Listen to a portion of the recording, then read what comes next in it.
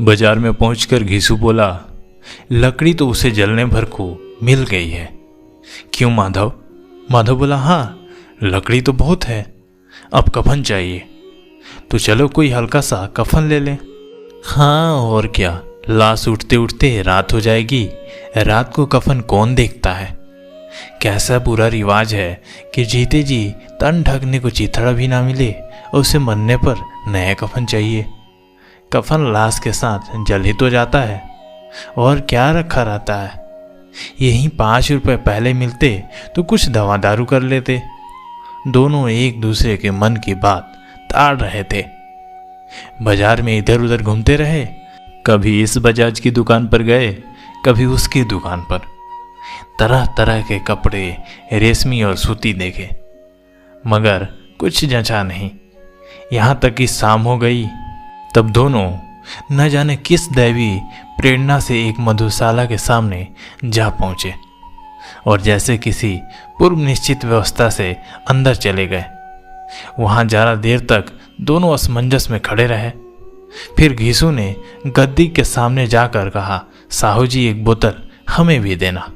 उसके बाद कुछ चिखौना आया, तली हुई मछली आई और दोनों बरामदे में बैठकर शांतिपूर्वक पीने लगे।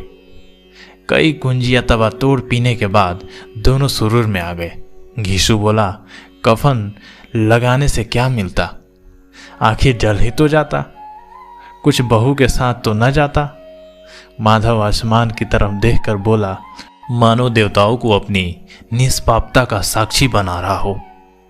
दुनिया का दस्तूर है, नहीं लोग बाभनों को हजारों रुपए क्यों दे देते हैं। कौन देखता है परलोक में मिलता है या नहीं। बड़े आदमियों के पास धन है, फूंके, हमारे पास फूंकने को क्या है। लेकिन लोगों को जवाब क्या दोगे? लोग पूछेंगे नहीं कफन कहाँ है। घिसू हंसा, अबे कह देंगे कि रुपए कमर से खिसक गए, बहुत ढूंढा मिले नहीं। लोगों को विश्वास न आएगा, लेकिन फिर वहीं रुपए देंगे।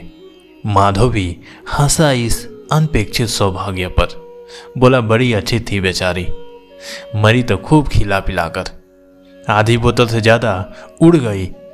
घीसू ने 2 सेर पुड़िया मंगाई, चटनी, अचार, कलेजियां। शराब खाने के सामने ही दुकान थी। माधव लपक कर 2 पतलों में सारे सामान ले आया। पूरा 1.5 रुपया खर्च हो गया। सिर्फ थोड़े से पैसे बचे रहे। दोनों इस वक्त इस शान में बैठे पुड़िया खा रहे थे जैसे जंगल में कोई शेर अपना शिकार उड़ा रहा हो। न जवाबदेही का खौफ था, न बदनामी की फिक्र। इन सब भावनाओं को उन्होंने बहुत पहले ही जीत लिया था। घीसू दार्शनिक भाव से बोला, हमारी आत्मा प्रसन्न हो रही है तो क्या उसे पुत्र न होगा?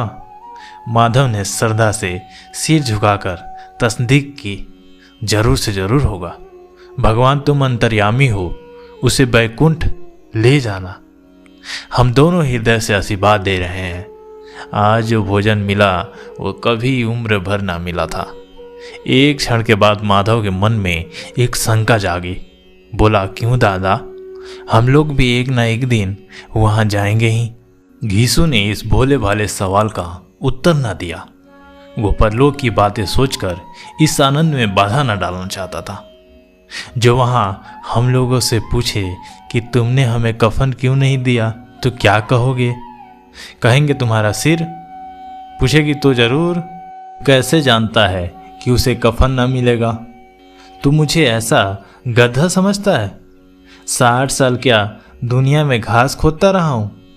उसको कफन मिलेगा और बहुत अच्छा मिलेगा। माधव को विश्वास न आया। बोला, कौन देगा? रुपए तो तुमने चट कर दिए, वो तो मुझसे पूछेगी। उसकी मांग में तो सिंदूर मैंने डाला था। कौन देगा? बताते क्यों नहीं? वही लोग देंगे जिन्होंने अब की बार दिया। हाँ, अब की रुपए हमारे हाथ न आएंगे।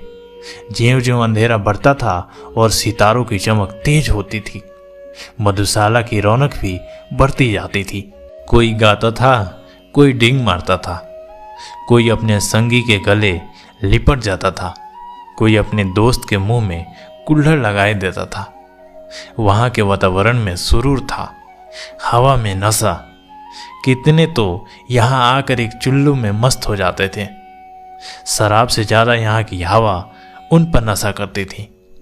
जीवन की बधाएं यहाँ खींच लाती थी और कुछ देर के लिए यह भूल जाते थे कि वे जीते हैं या मरते हैं, या न जीते हैं न मरते हैं। और यह दोनों बाप बेटे अब भी मज़े ले लेकर चुस्कियाँ ले रहे थे।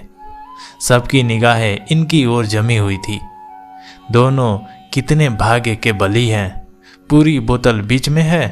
भरपेट खाकर माधव ने बची हुई पूड़ियों का पतल उठाकर एक भिखारी को दे दिया, जो खड़ा इनकी ओर भूखी आंखों से देख रहा था और देने के गौरव, आनंद और उल्लास का अपने जीवन में पहली बार अनुभव किया। घीसू ने कहा, ले जा, खूब खा और आशीर्वाद दे। जिसकी कमाई है वह तो मर गई, मगर तेरा आशीर्वाद उसे जरूर पहुंचेगा। रोए रोए से आशीर्वाद दो, बड़ी गाढ़ी कमाई के पैसे हैं। माधव ने फिर आसमान की तरफ देखकर कहा, वह बैकुंठ में जाएगी दादा, बैकुंठ की रानी बनेगी। घीसू खड़ा हो गया और जैसे उल्लास की लहरों में तैरता हुआ बोला, हाँ बेटा, बैकुंठ में जाएगी। किसी को सताया नहीं, किसी को दबाया नहीं। मरते मरते हमारी जिंदगी की सबसे बड़ी लालसा पूरी कर गई।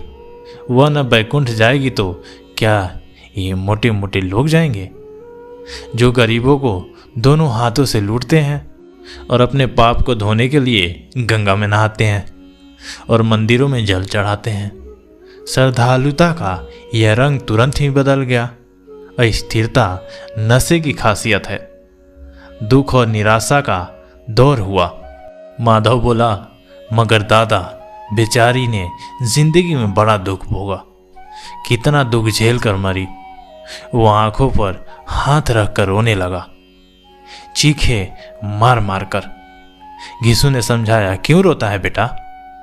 खुश हो कि वह माया जाल से मुक्त हो गई, जंजाल से छूट गई। बड़ी भाग्यवान थी जो इतनी जल्द माया मोह के बंधन तोड़ दिए। और दोनों खड़े होकर गले लगे। ठगनी क्यों नैना झमकावे ठगनी। पेकड़ों की आंखें इनकी ओर लगी हुई थी और यह दोनों अपने दिल में मस्त गाए जाते थे।